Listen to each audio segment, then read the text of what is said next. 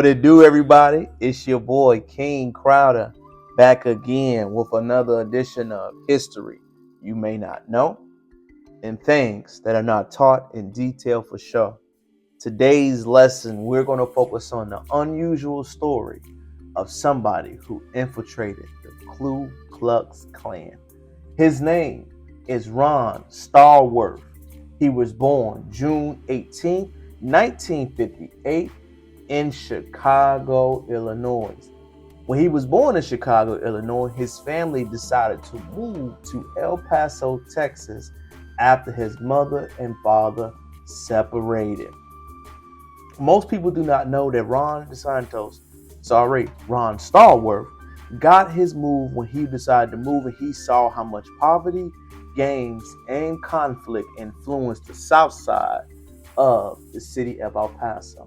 El Paso was right near the border, had many trials and tribulations, especially being a Black American in a town full of Hispanics.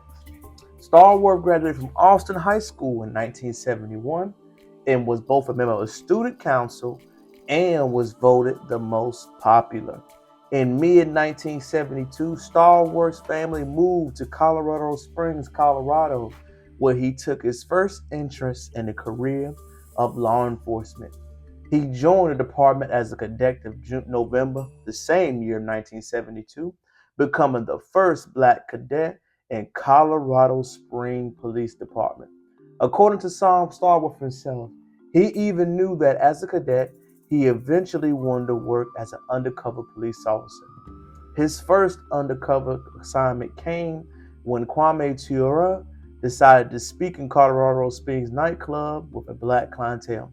Stallworth was asked to join and work in his classified unit, deciding how he was going to get in and pursue the department. As he began to get experience in undercover work, in 1978, Stallworth noticed that classified ads in the local newspaper going into the Ku Klux Klan department chair in the city of Colorado Springs. He responded to the postage via P.O. Box, then put his number. A Klan member phoned Stallworth and posed as a white right man who hated Black, Jews, Asians, and Mexicans.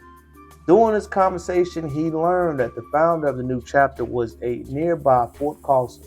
Stallworth arranged to meet the man at the local bar, sent a white undercover narcotics officer to stand in the meeting. He wired the conversations, subdued with success. Stallworth continued to pose as a Klan member for the next 9 months, usually talking on the phone with other members, sending white officers and placing face-to-face meetings when necessary.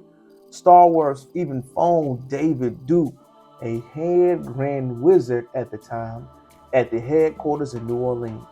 When they asked about the status of the membership application, Duke apologized for the delay in getting the application promised.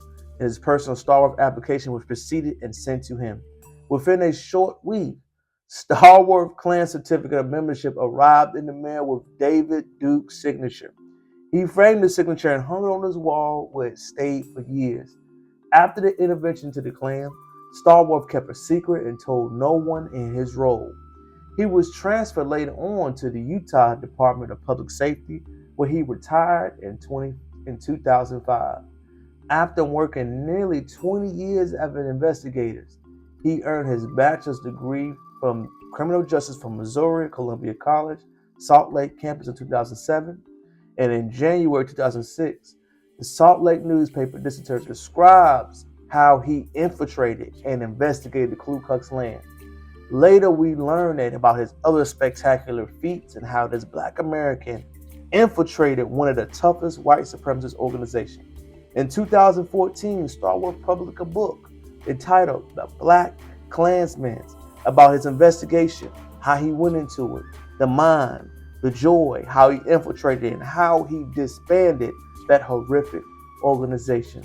Ron Stallworth was the spook who sat by the door.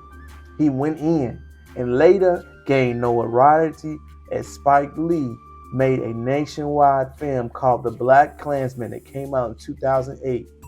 2 weeks later, we understood how big of a deal this feat was. This gentleman inspired a movement of exposing it, showing and breaking down how white supremacist organizations still transpired as late as 2007. Ron Stallworth is an undercover jewel in law enforcement because he uncovered some racist organizations that were as strong as the Ku Klux Klan.